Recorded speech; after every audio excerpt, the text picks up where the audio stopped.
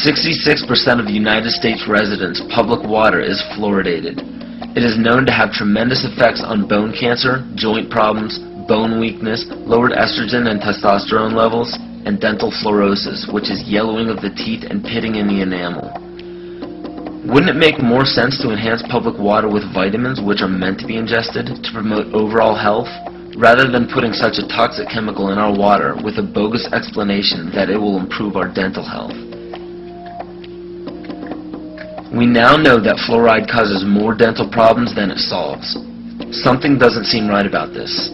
Do you honestly believe that these companies care deeply enough for the people to spend large amounts of their own money to fluoridate public water when the people already purchase their own toothpaste?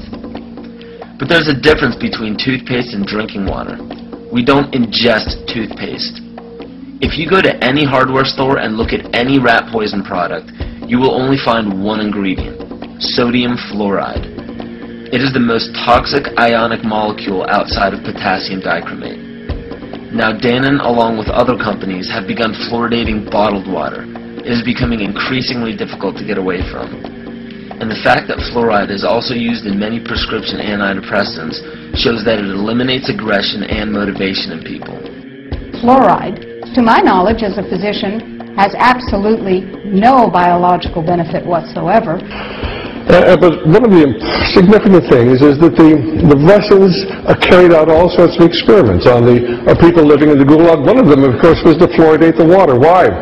You fluoridate the water, why people are not as aggressive as they ordinarily would be. In fact, what is the active ingredient in Prozac that is so widely distributed in America today? Well, it's a fluoride compound.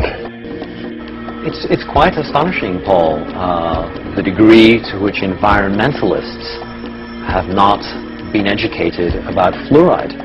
You know, people have an unconscious trust in their doctor or their dentist, and if you can persuade doctors and dentists that fluoride is safe and good, then you're able to reach the rest of the nation. People believe their doctors and dentists, and that was a way of promoting fluoride for Bernays.